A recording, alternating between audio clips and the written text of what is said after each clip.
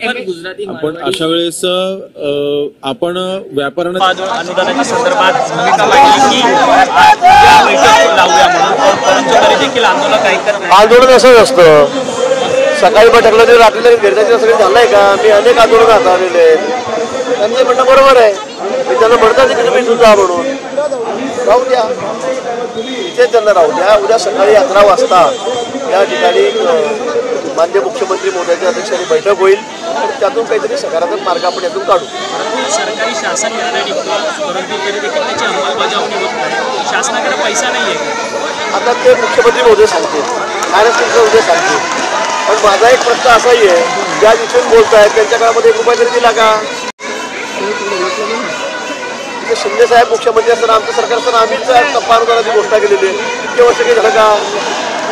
हे मला पटत नाही, ते मला पटत नाही। आता इतक्या वेळात बोलायचं, आता द्या उद्या द्या इथे राहणार, तुमचं सरकार सरकारने बोलले, तुम्ही इतक्या वर्षाला सत्तेमध्ये होते, तुम्ही कधी केलं काय रुपयाची तरतूद? आम्ही तरी त्या ठिकाणी 20% 40% एवढा मोठा निर्णय केला, ऐतिहासिक निर्णय झाला, एवढ्या हजारो लोकांचा, 60,000 लोकांचा।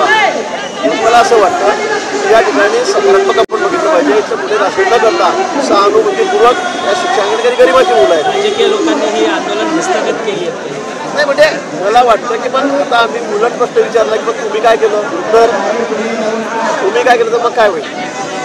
आता येऊन बसतात तुम्ही, ठीक आहे, तुमच्या सरकारकडे 1 रुपया पण नाही दिला ना, आम्हीच दिला। पण हा राजकारणाचा विषय नाही, हा सगळे ग्रामीण भागातले मुलं आहेत, गरीब घरातले मुलं आहेत, सामान्य कुटुंबातले आहेत, मध्यमवर्गीय आहेत, त्यांचा भविष्याचा प्रश्न आहे, आणि म्हणून आम्ही सकारात्मक या ठिकाणी बघतोय। माननीय मुख्यमंत्री देवेंद्रजी सांगितलेलं आहे, उद्या त्यांना घेऊन या, अजितदादाही राहतील, शिंदे साहेब यांनी मागच्या वेळेला हा प्रश्न प्रामुख्याने सुटेल का? अनुदानाचा जो 1100 कोटींचा